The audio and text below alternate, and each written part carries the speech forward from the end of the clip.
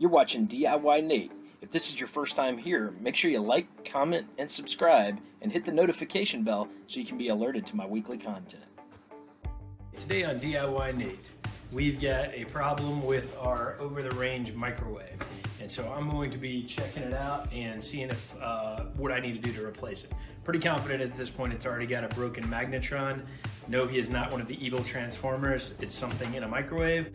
And then the other part of this is it's also got a broken control board. So I'm pretty sure this thing is shot. I'm not even gonna try and repair it. We're just gonna take a look and see what we need to do to replace it. So we're gonna take our size, our measurement, and it is a 30-inch microwave, so that's good. That's a standard size. And the height here is 16 inches. So I've got 30 by 16. And I'm gonna check the back here. And it looks like we are right at 15 1/4, maybe a little more, maybe a little less. We'll call it 16, somewhere in the neighborhood of 15 1/2 to 16. So I know those are the measurements that I'm gonna need. So now I gotta figure out where they're screwed. So my understanding is there's probably gonna be a screw up here, somewhere that's bolted into the cabinet. I'm gonna have to work up here in the top, but I also see my microwave plug runs right into there. So really it's a matter of just pulling the whole unit down and going and finding us another one of these and then hanging it up. I'll probably borrow some extra hands to help me hold that up, but that is what we're working on today. So up here, this is where we got the wiring. I know this is the plug for the microwave, so I'm gonna unplug that, make sure nobody gets shocked while I'm working on this. Then I've got a screw that's right here that I believe I can loosen from the top. Looks like a Phillips head style. And along with all these other wires, there's a screw here and a screw here. I think they both have something to do with the microwave and are holding them in place. So I'm gonna see if I can loosen those up and see if the microwave comes down or what else I'm gonna have to disassemble. So now we're gonna try and detach this thing. I got some backup hands that help me out in the hot stove I'm working over, so hopefully this won't be too bad. And first screw is coming out a little bit.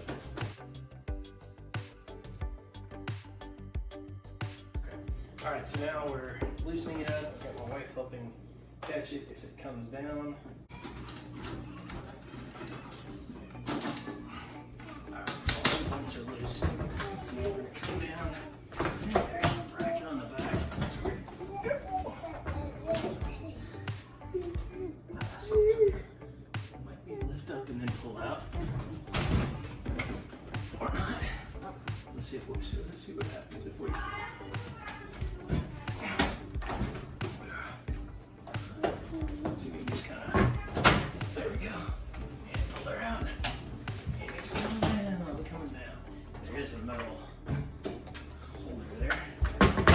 So what we got going on here, pulled it down from there, and there's some metal lip hangers that were in place here that we had to kind of lift it up and over.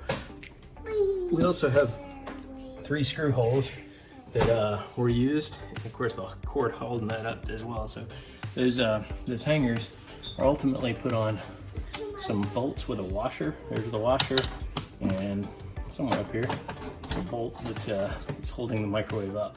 So that's all it takes to get it down. Not too difficult for that.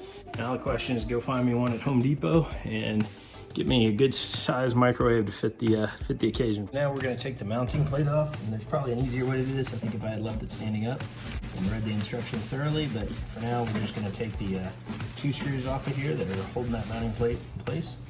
Again, this is a Frigidaire model, so that's what we're working with right now. Over here, and undo this mounting plate. And that is how they packed this one. So the mounting plate is part of the microwave assembly, so you know where it goes.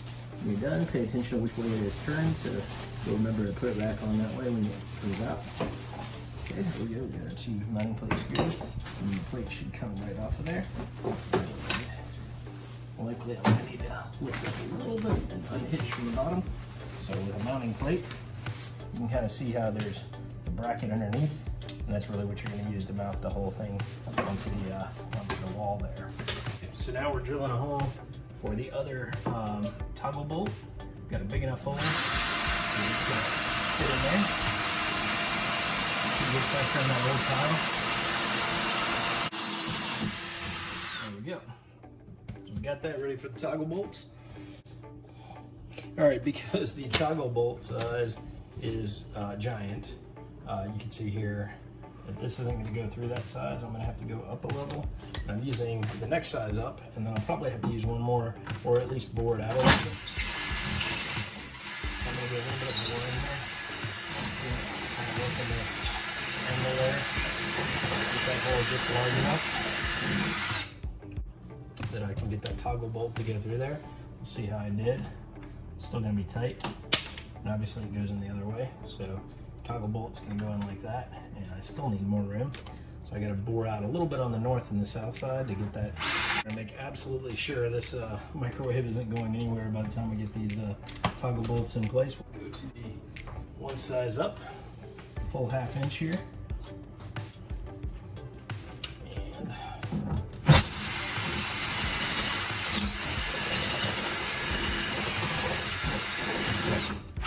1/2 inch bored hole.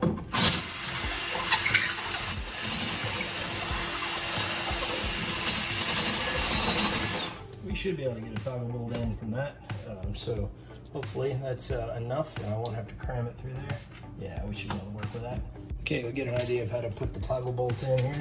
So what I've done, I got one of them already lined up. The second one, I'm going to just check my marks here. Put it up against the wall. So it's going to be this hole right here. So I'm going to take this screw, a bolt through there, get them like that, and he will then, once you get the guy in there, if he threads through correctly, you'll be able to twist those in, and then you can put the studs in. So you can kind of see how those two are set to be positioned. I won't have to work these guys too hard to get them through, since I've already done the hard work to fill out the hole. First one's in. Second toggle bolt is going to go right here. And I'm lining them up since I got a little bit of north-south boring. Should be able to push them in without too much trouble. There we go. And they're now both in there. So that feels pretty good. Both of those guys are in without problem. Now I got to make sure I locate my studs with my other bolts, and we'll get that going. Okay, for this part, I'm using a nut driver, just because I know that'll go a lot faster trying to get this into a stud. And it's one of the perks of having a drill that I can just go to town with here. So I'm going to find my hole, I'm going to rip into the stud. Ideally, it's going to go in there fairly quickly without.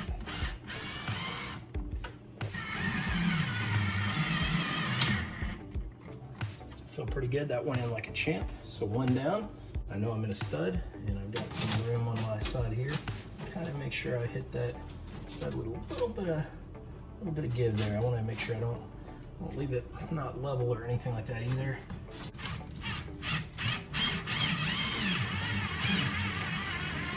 Now the pointer is in the instructions. It says, hey, make sure you have at least one stud in. I went for 2, and I'm also putting the additional, whoops, it's the wrong size. I'm putting the additional 2 toggle bolts in as well to make sure I just have this thing really, really heavily in there. So pull that toggle bolt back, a little pressure, a little pressure.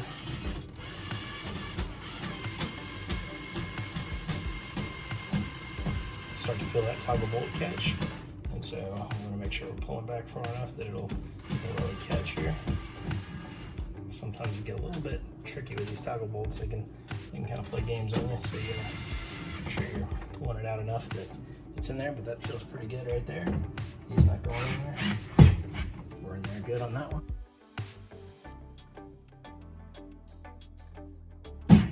So now our bracket is in there pretty solid, not going anywhere, and I know I'm using the right bracket versus taking the cheap way out. What I was originally planning to do was just use the existing hanging bracket. Make sure they're all in there nice and neat. They're not going anywhere. Last one. All good. All right, for this next section, we are taking the template, and we're going to use a couple pieces of tape here. So I'm trying to take this guy up here. Without putting too much on there.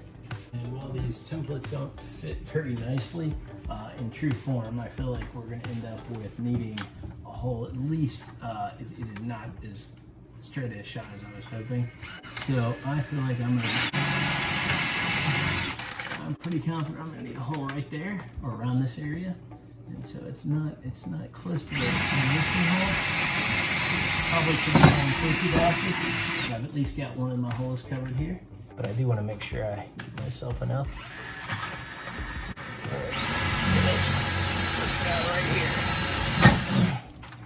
plug out here. You want to be sure you don't hit any electrical or other things. I know I've got some electricity somewhere up here, so I'm gonna be real careful about that. It's unplugged already, so I'm not too worried about it. But give me a...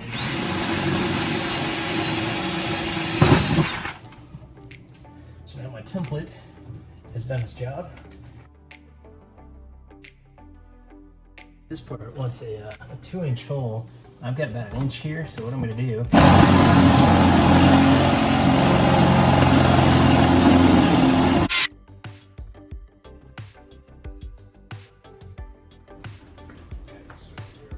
Taking our microwave, 2-person job. We're putting the lid behind the back.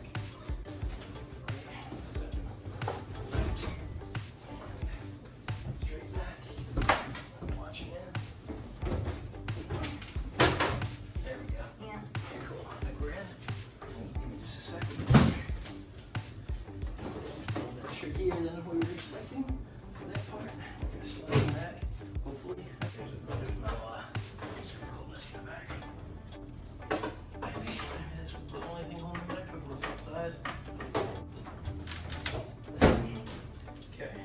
So we're going to tighten this guy out right there. Make sure we get it.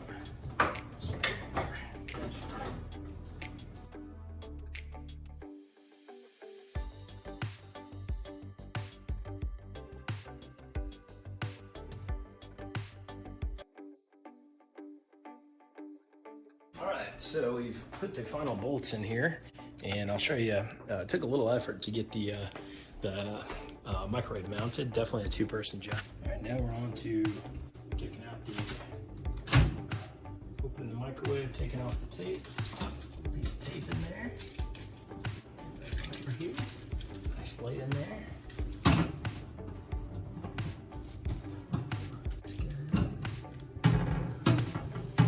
Make sure we put a ring in that color.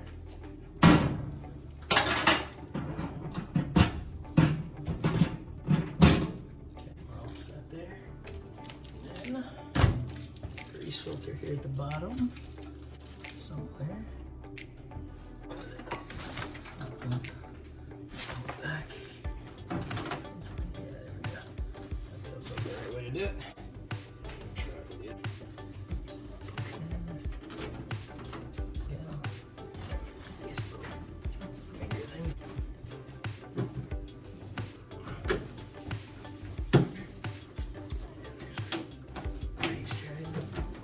Came out.